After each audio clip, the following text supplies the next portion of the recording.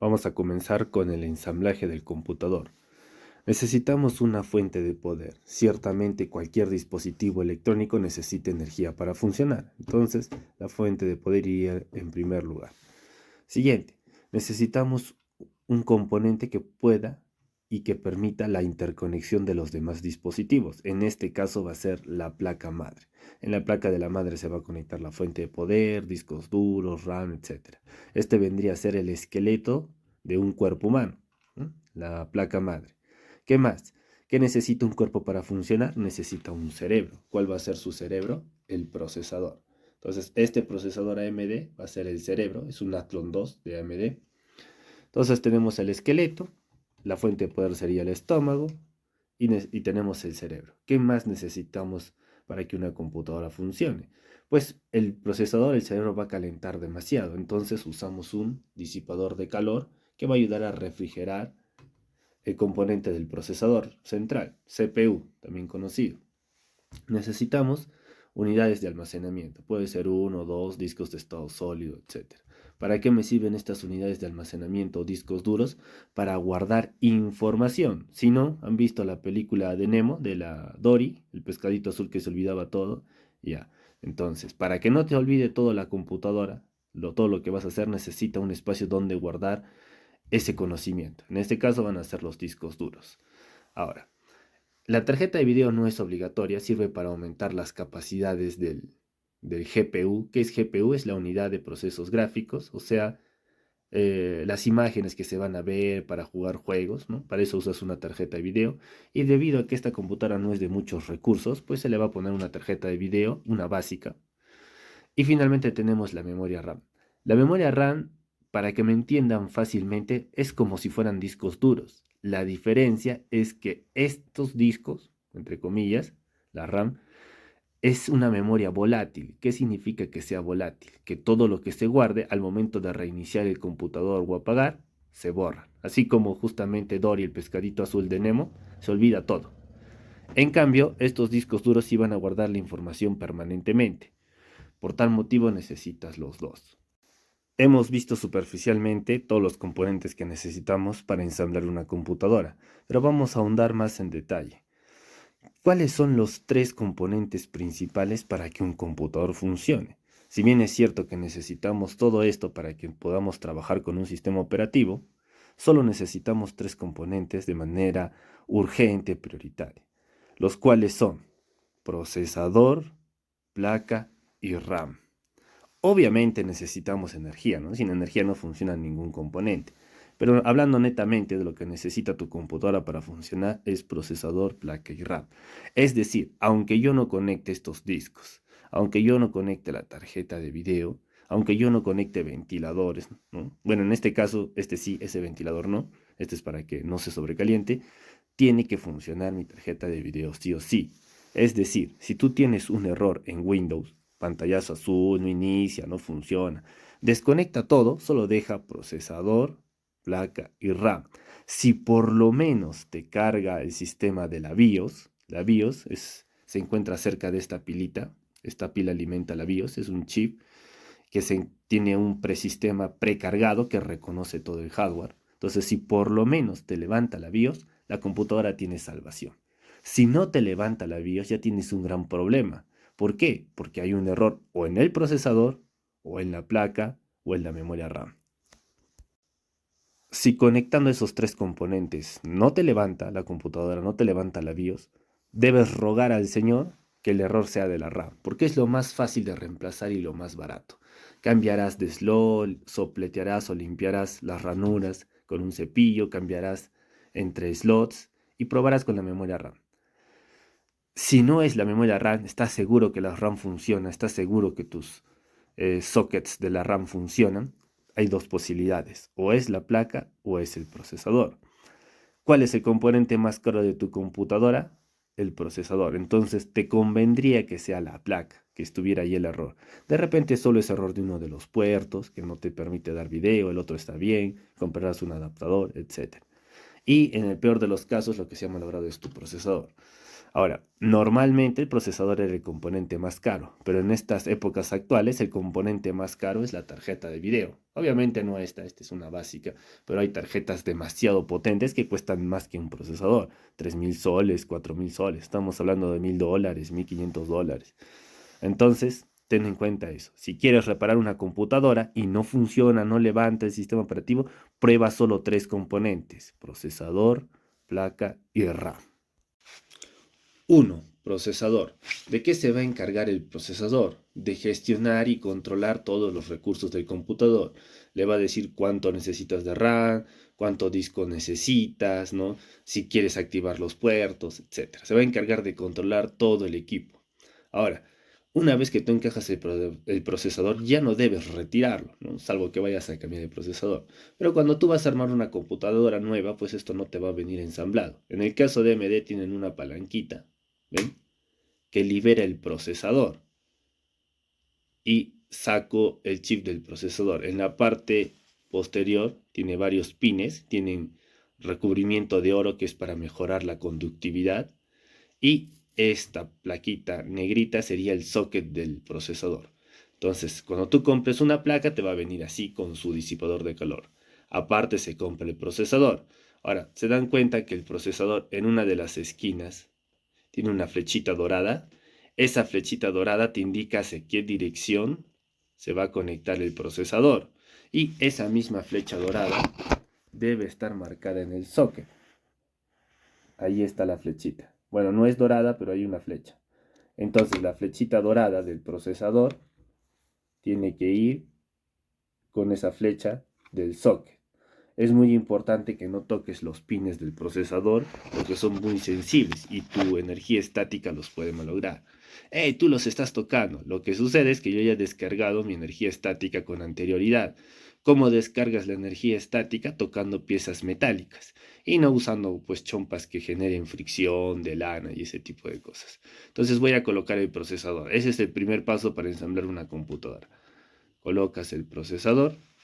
A ver, vamos a colocarlo bonito. Ya está. Luego de haber colocado el procesador, aseguramos. Es importante que recuerdes que todas las placas tienen un seguro para el socket y el procesador. Si no lo aseguras, el procesador se puede soltar. Y si intentas retirarlo sin liberar el seguro, vas a doblar los pines del procesador y se te va a malograr. Ahora, existen dos tipos de procesadores, con patitas y sin patitas. Con patitas se reconoce como PGA y la patita viene de pin, y LGA, que viene sin las patitas las va a tener el socket, y LGA viene de LAN, Green Array. Entonces, bueno, a efectos prácticos, debes saber que la mayoría de los procesadores AMD vienen con las patitas, no todos, la mayoría, y en Intel vienen sin las patitas las va a tener el socket. Entonces es importante que entiendas que no vas a poder encajar un procesador LGA en una placa que permita PGA. Y de igual manera no vas a poder insertar un procesador PGA en una placa que solo permita LGA. Ahora, me estás escuchando hablar de Intel y AMD. De repente eres nuevo y no has escuchado esos términos. Existen varios fabricantes de procesadores. En computadora los principales son AMD, como este procesador, y Intel. El que más debes haber escuchado es Intel porque es más comercial. Para ti, te voy a dar un dato, un tip que de repente no conocías si eres nuevo, y es que Intel es más caro que AMD. Entonces, este procesador va a resultar más barato. Sin embargo, AMD rinde casi tan bien como un procesador Intel. Entonces, si lo que te preocupa es el costo-beneficio, cuánto te va a costar y cuánto te va a rendir, te conviene ir por AMD porque te cuesta menos y tiene un rendimiento parecido, igual y en algunos casos superior. Pero si lo que no te importa es el precio, puedes ir por Intel. Una diferencia entre los dos procesadores es que AMD calienta un poco más que el procesador Intel. Entonces, para laptops yo te recomendaría una Intel porque va a calentar menos y entre más helado esté un componente, más rápido va a funcionar. Y para procesadores, o mejor dicho, para computadores de sobremesa, sí puedes ir por AMD porque tienes más espacio de refrigeración, entonces no va a ser un obstáculo para ti. Una vez que hemos entendido que el procesador es el componente principal, necesitamos colocar el disipador, pero no debes colocarlo sin echar pasta térmica antes. La pasta térmica, imagínate que es como una pasta de dientes que va a ayudar a que sea una mayor eficacia entre la transferencia de calor del procesador al disipador de calor. ¿Puede funcionar sin la pasta térmica? Sí, sí puede, pero no es recomendable porque se va a calentar de más. Y si se calienta demasiado, la computadora se te va a estar apaga y apaga y apaga. Entonces tu computadora tiene que estar bien refrigerada. Entonces vamos a proceder a echar la pasta térmica. Existen varios tipos de pasta térmica. Esta es la más barata y la más útil, suele durar un año aproximadamente. La pasta térmica solo debes echar un poco en el centro. Si echas demasiado, se te va a rebalsar en la placa y te va a ensuciar los componentes. Hay pastas de mejor calidad como de metal líquido, sin embargo con esas debes tener más cuidado, ya que al ser metal, si se rebalsa, vas a malograr los componentes del computador. Esta es más segura y es especial para los que recién están iniciando en este mundo de ensamblaje, porque aunque se te rebalsa porque hayas echado mucho, no vas a tener mayor inconveniente, ya que no es un conductor como si fuera el metal líquido. Como ven, he echado solo una pequeña porción de pasta térmica en el centro. Algunos se creen artistas y hacen caritas felices, se hacen una X, ¿no? Es indistinto, en realidad sí lo puedes hacer, ¿no? Si quieres ahí te dibujas tu Goku, ¿no? Con la pasta térmica, mientras que no le eches demasiado. Pero es suficiente con que eches un poco en el medio. Luego de echar esa pequeña pasta térmica, vamos a colocar el disipador de calor. Entonces, vamos a colocar el disipador. Tiene unos seguros a los costados. Los vamos a asegurar. A ver, aquí. Listo. Aquí está uno de los seguros. Aquí está el otro. Ya está encajado. Ahora jalo la palanquita y asegura el procesador en su sitio. Listo. Tienes que asegurarte que después de que hayas colocado el disipador de calor, el disipador es esta plaquita metálica, el procesador quede fijo, no se debe estar moviendo, ¿no? O mejor dicho, el disipador, porque si se mueve quiere decir que no está haciendo bien contacto con el procesador y por ende no va a refrigerar bien y el procesador va a estar caliente. ¿Ven? Yo lo puedo levantar desde el disipador. Ha quedado bien firme, bien fijo. Listo. Ahora, el conector de energía del procesador hay que conectarlo. Suele estar cerca del procesador. Según donde esté el conector vas a orientar este disipador. En este caso, el conector me queda en esta parte. Ese es mi conector del ventilador. Tiene 4 pines igual que este, ¿no? 4 pines. Entonces, ven que tiene una pequeña muesca, una pequeña guía. Va a encajar con esa guía de este lado. Entonces, armar una computadora es como armar un rompecabezas. Solo hay un lugar donde pueden encajar los componentes. Y listo, ya tenemos la placa y el procesador armado. Ya tenemos dos componentes armados, la placa y el procesador. ¿Cuál es el siguiente componente indispensable? La memoria RAM. Entonces, yo en este caso tengo dos slots de memoria RAM. Ven aquí una pequeña muesca, eso me indica qué tipo de memoria es. Hay DDR1, DDR2, DDR3 y así vamos subiendo. ¿Ya? Cuando la muesca está en uno de los costados, yo al ojo puedo decir que es una DDR3. También entre más pines o conectores tenga, es más moderna la memoria RAM. Va a ser DDR4, ¿no? DDR5. Entonces, estas memorias son DDR3. Van a ir al lado del procesador en estos slots. En este caso yo solo tengo 2 slots de memoria RAM. Puede que en tu caso tengas 4, de repente 8, ¿no? Entonces lo que vamos a hacer es encajar esa muesca con esta muesca, ¿ya? Abres los seguros de las ranuras para poder encajar la memoria RAM. No todas las placas tienen seguros en ambos lados. Algunas solo tienen en uno de los lados y el otro lado es fijo. Entonces agarras la memoria RAM con cuidado y la vamos a encajar en el conector. Ya está. Presionas un poco, se cierra un seguro. Presionas el otro, se cierra el otro seguro. Listo. Lo mismo con la que sigue, ¿no? En este caso la otra memoria RAM. La muesca está hacia este lado. Entonces me aseguro que va a encajar con la muesca y procedo a conectarla.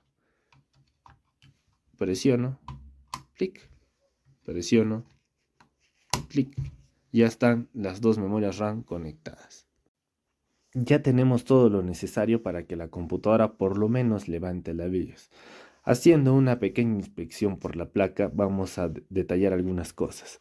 Hay dos plaquitas metálicas en la placa, ¿ya? Significa que son disipadores de calor. Es decir, que aquí abajo hay algún componente que calienta de más, ¿no? Es un pequeño chip así como ese, ya, pero estos calientan más. Normalmente en las placas, estas placas de disipación de calor suelen indicar que uno de estos es el puente norte y el otro es el puente sur. El puente norte está cerca del procesador y el puente sur está pues abajo. ¿Para qué sirven estos puentes? La unión de estos dos puentes hacen el chipset del computador, pero en cristiano, porque seguramente no me estás entendiendo nada, este puente norte que está cerca del procesador se va a encargar de controlar los componentes principales, que son el procesador, la RAM y la tarjeta de video. Este es un puerto PCI Express por 16. Normalmente las placas solo cuentan con uno, pero sí hay placas que tienen dos de estos puertos. Entonces, este puente norte se va a encargar de, no de controlar, sino de administrar la comunicación entre la tarjeta de video, el procesador y las memorias RAM. Si tuvieras un disco de estado sólido M2, que se parece a una memoria RAM un poco más chica, suele conectarse por aquí, debajo del procesador. En este caso también es controlado por el puente norte. Todo lo demás todos los demás componentes de tu placa están controlados por el puente sur, es decir, tus puertos SATA, tus otros puertos PCI, tus puertos externos de la computadora para tus periféricos, etcétera, ¿no? Tus puertos de audio que están por aquí, todo lo demás es controlado por el puente sur. Entonces, la unión de estos dos puentes hacen el chipset y el chipset es el que se encarga de controlar los drivers. Otro componente interesante es esta pilita. Simplemente vas a presionar, aquí tiene un seguro, no sé si se ve, presionas el seguro y se libera la pila. ¿Ven? Ya está libre. Entonces nosotros podemos retirar la pila. ¿Para qué sirve esta pila CTR? CR, que digo. ¿Para qué sirve? Sirve para alimentar el chip de la BIOS. El chip de la BIOS suele estar cerca de esta pilita. Los chips más cercanos debe ser uno de esos, o este. ¿No? En un rato lo vamos a revisar. ¿Y para qué alimenta? ¿No? Cuando tu computadora se apaga, esta pila sigue alimentando el chip de la BIOS. El chip de la BIOS guarda la hora de tu computador y guarda las configuraciones que le hayas hecho, como overclock, que lea primero el USB o que primero lea la lectora, etc. Es el sistema precargado con el que vienen las placas. Entonces, un error común que pasa en las computadoras es que de la nada se desactualiza tu hora. Todos los días colocas la hora a su tiempo real y todos los días que se apaga y se vuelve a encender, se vuelve a desconfigurar. Es porque esta pilita ya se ha gastado. La solución es bien simple, simplemente vas a comprar una nueva de estas pilas y la vas a encajar. Presionas y ya está la pila. Entonces, esta es una manera de corregir ese error. ¿Qué pasa si la hora está desactualizada? No te permite navegar en internet. Entonces, ya sabes, solo vas a reemplazar la pila. Bueno, este es un pequeño parlantito, si es que hay un error. Si hubiera un error en la memoria RAM, este parlantito me va a dar dos pitidos. Ti, ti, pasa unos segundos y otra vez. Ti, ti, me está indicando que hay un problema con las memorias RAM. ¿Qué más tenemos en la placa? Este conector grande es el conector ATX. Aquí se va a encajar el conector de la fuente de poder que va a alimentar toda la placa. También tenemos puertos SATA. Estos puertos SATA son para la comunicación de dispositivos. ¿Qué dispositivos? Puede ser un disco duro, puede ser una lectora, ¿no? En este caso podría conectar 6 unidades. Finalmente tenemos estos pequeños puertos en la parte inferior.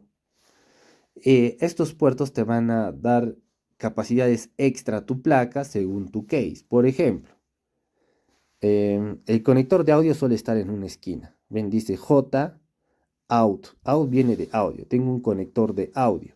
Entonces del case van a salir unos cables que se va a conectar aquí en el audio. Tengo, este es el TPM de seguridad acá. Tengo un USB, ese también va a ser importante para que funcionen los puertos USB frontales de tu case. incluso tengo para 2 USBs. Y el más importante de todos es el JFP1. No necesariamente lo vas a encontrar con ese nombre, significa panel frontal FP.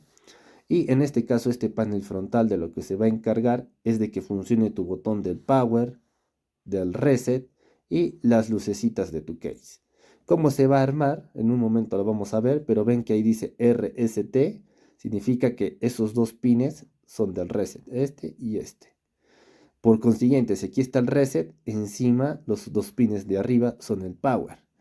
Luego tienes HDD, HDD significa las luces, ¿no? del disco. Entonces se van a conectar acá abajo y arriba están los HD LED. Entonces solo tienes que seguir la leyenda o buscas el manual de tu placa, lo puedes encontrar en internet y vas a conectar el panel frontal. Y bueno, finalmente los puertos posteriores de la placa, en este caso tenemos dos conectores PS2 que son para teclado y mouse antiguos, dos conectores de video, en este caso tenemos un VGA que es un puerto analógico y un DVI que es mitad analógico y mitad digital. Este tiene mayor resolución el blanco. Este azul es para, bueno, monitores antiguos. Nosotros nos hemos saltado de frente del VGA al HDMI, pero el intermediario sería ese DVI. Tenemos conectores USB, hay de color negro, azul, celeste, rojo, van a indicar la velocidad. En este caso estos puertos no son de mucha velocidad, por eso son de color negro, son 2.0. Tienes tu conector RJ45, tu adaptador de red, donde vas a poder conectar un cable de internet. Y tienes tus conectores de audio, micrófono, salida de audio y entrada de audio. ¿Dónde colocas los parlantes? En el verde es salida de audio. Entonces, ya tenemos explicado a grandes rasgos la placa madre. Para entrar mayor en detalles, se va a dar un PDF o van a poder descargarlo los que quieran el curso y en ese PDF van a tener más detallado cada uno de los componentes. Una vez armada la placa, vamos a conectarla o vamos a engramparla dentro del case. Entonces voy a levantar la placa, voy a posicionar los conectores en la parte posterior de la placa para que puedan salir por ahí. Y si se fijan, a ver, hay unos huequitos en la placa. Por ejemplo, ahí hay un huequito, ahí hay otro huequito. Esos huequitos van a encajar con estos huecos que son para asegurar la placa al case. Entonces con un desarmador vas a ir poniendo los tornillos en la placa junto con el case. Ya, ya están colocados los seguros de la placa, ¿ven? Ya se levanta todo el case. ¿Qué sigue? Ahora vamos a conectar la fuente de poder. Esta fuente de poder, bueno, es más pequeña que las normales, las ATX. Yo la tengo que encajar en este lado, la voy a asegurar y les voy a enseñar cómo se conectan los cables. Ya está colocada la fuente de poder, ahora vamos a conectar los cables. El primer cable que vamos a conectar es el conector ATX, que va a ir justamente aquí, en el conector también ATX del mismo nombre de la placa, y debemos asegurarnos que este ganchito encaje con ese ganchito. ¿Ya? Incluso tienen formas, ¿no? No todos son cuadrados, igual que en el conector. Entonces, si no ves el ganchito, asegúrate de ver los conectores. Solo hay una forma en la que puede entrar. Ahora, este conector ATX se puede dividir, se puede retirar uno de los costados para que se convierta en un conector de 24 o de 20 pines. Este ganchito del costado se puede retirar. Como estoy con una mano, es un poco complicado para mí, pero ven que se mueve, simplemente se retira sacando el seguro. Entonces voy a conectar el conector completo. Lo conecto y lo presiono. Tiene que estar bien puesto. Listo. Ya hemos conectado el conector ATX que se va a encargar de alimentar toda la placa. ¿Qué más necesitamos? El procesador se alimenta de manera independiente. Para eso vamos a buscar un cable amarillo con negro, que suele ser de 4 pines o de 8 dependiendo de tu placa. Y este conector va a alimentar exclusivamente el procesador. Entonces el conector, el zócalo donde se va a conectar este conector auxiliar, debe estar cerca del procesador. ¿Lo ubican? Ajá, ahí está. Entonces se va a conectar ahí. De igual manera tiene un ganchito, ¿no? Ese ganchito tenemos que hacerlo encajar con la muesca. Y la muesca está en ese lado. Vamos a ver si se aprecia mejor. Ahí está la muesca. Entonces vamos a encajar este ganchito en esa muesca. Por lo consiguiente, va a ir conectado de la siguiente manera. Ya está. ¿Ven? Entra como un rompecabezas. Si lo quieres poner al revés, no va a encajar. Ahora bien, he tenido alumnos que no sé cómo, pero lo han hecho encajar al revés, ¿no? Obviamente no va a funcionar la computadora, pero normalmente debe encajar fácilmente. ¿Y qué hago con estos cables que me sobran de la fuente de poder? Los que tienen 4 orificios son conectores Molex, generalmente van a servir para alimentar discos antiguos o ventiladores, y los que tengan una forma como de L, una L, son conectores SATA, te van a servir para discos modernos y lectoras modernas. Entonces yo voy a conectar esos dos discos, voy a usar dos conectores SATA para alimentarlos con energía y el conector Molex para alimentar un ventilador que voy a colocar en una de estas ranuras. Voy a comenzar conectando el ventilador. Puedes encajarlo así o puedes encajarlo así, ¿no? Durante el case, y la posición en la que se encaje va a determinar si va a sacar o va a meter aire. Más adelante, cuando hagamos el mantenimiento y limpieza, vamos a entrar más en detalle de cómo se posiciona el ventilador, pero por el momento quedémonos en que el sticker tiene que ir hacia la parte posterior del case. Ya aseguré el ventilador de este lado y tiene un conector Molex, como vemos. Se va a encajar con uno de los colectores Molex de la fuente. Y va a quedar algo así. Listo, ya tenemos conectado el ventilador. ¿Qué prosigue? Vamos a conectar la tarjeta de video. Esta es nuestra tarjeta de video.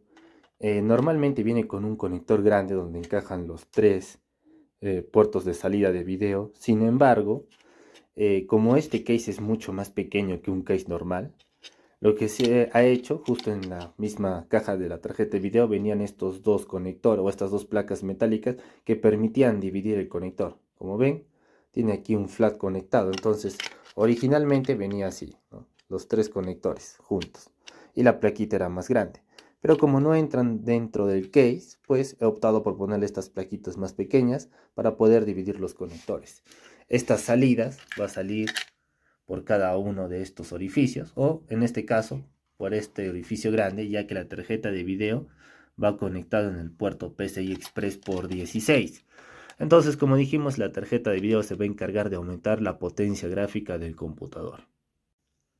Una vez encajada la tarjeta de video, hay que asegurar estas ranuras para que no se muevan los conectores. Ya se aseguró con tornillos la tarjeta de video. ¿Y para qué sirven estos otros puertos PCI Express? Pues sirven para agregar funcionalidades extra al computador. Por ejemplo, una tarjeta de audio. ¿Ven? Tengo para sacar más audio del computador. Simplemente iría conectada, bueno, en este lado, ¿no?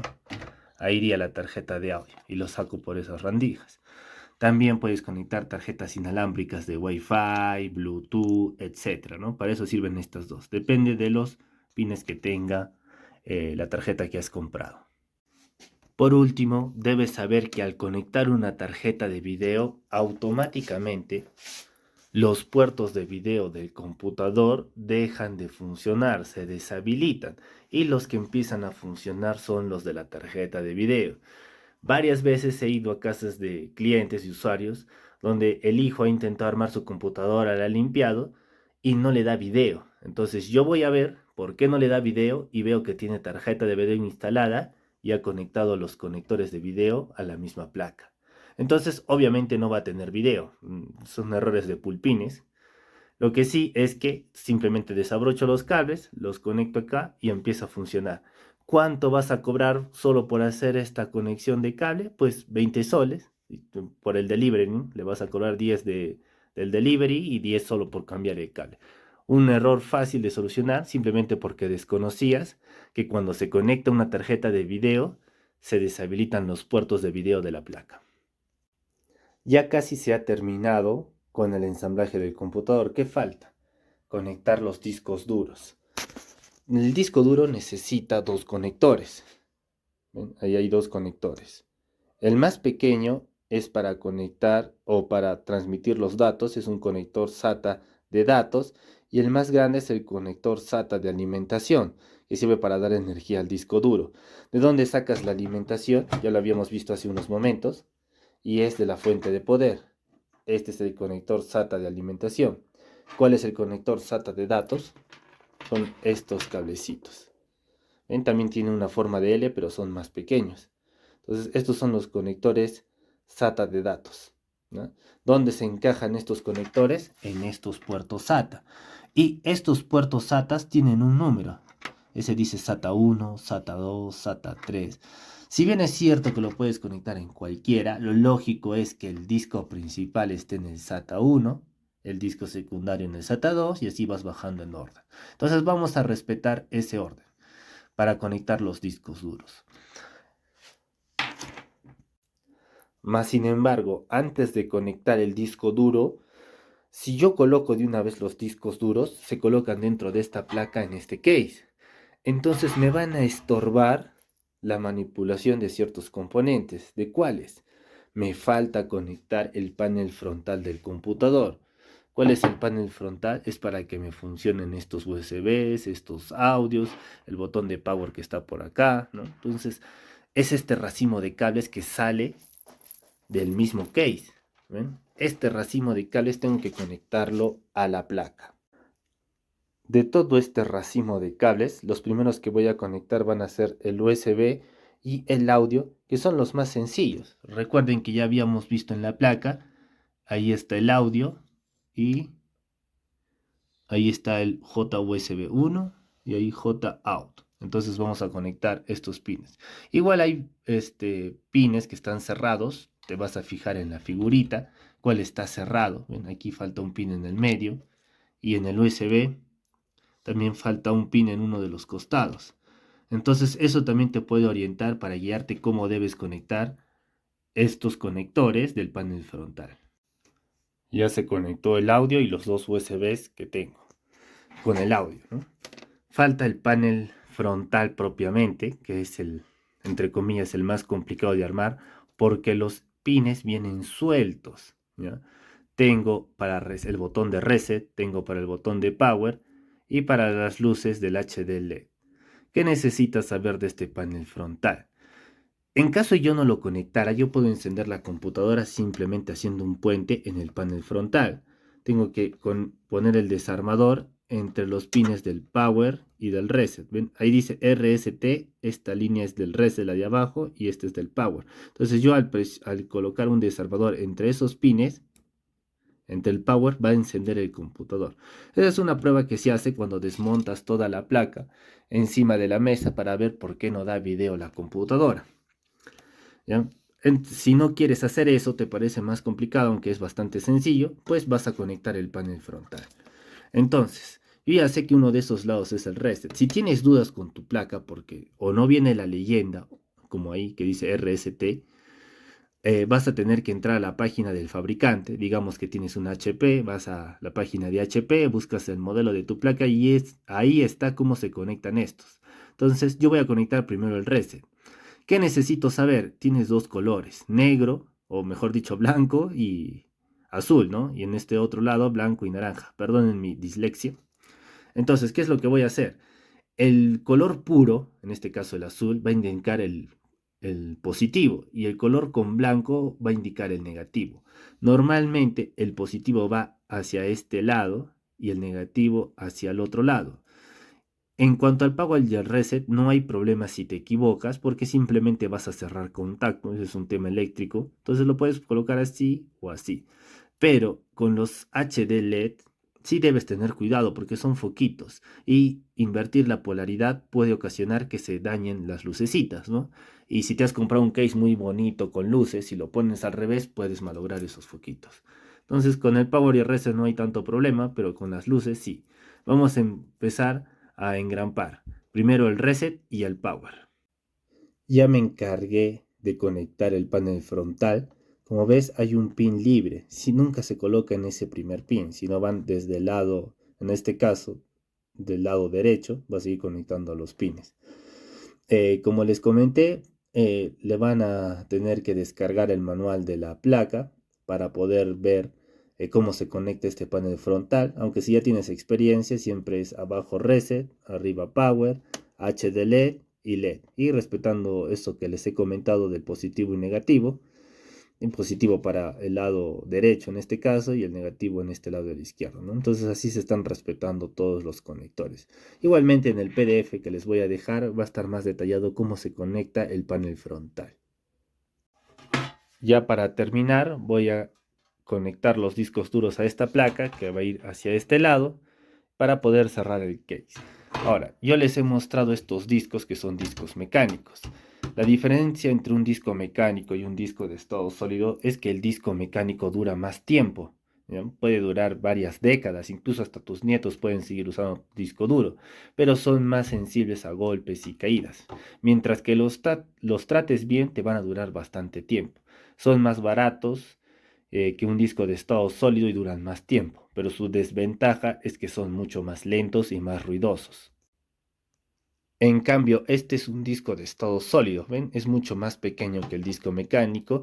Estos se encajan en las laptops también y estos son muchísimo más rápidos, pero su tiempo de vida es más corto, ya que está basado en la cantidad de lecturas y escrituras del disco. Entonces, entre más leas y escribas en este disco, menos tiempo va a durar. Pero de todas maneras, es recomendable poner uno de estos, aunque sea para el sistema operativo, para que levante bien rápido tu computadora y funcione bien. ¿Por qué yo no le voy a colocar este disco a esta computadora antigua?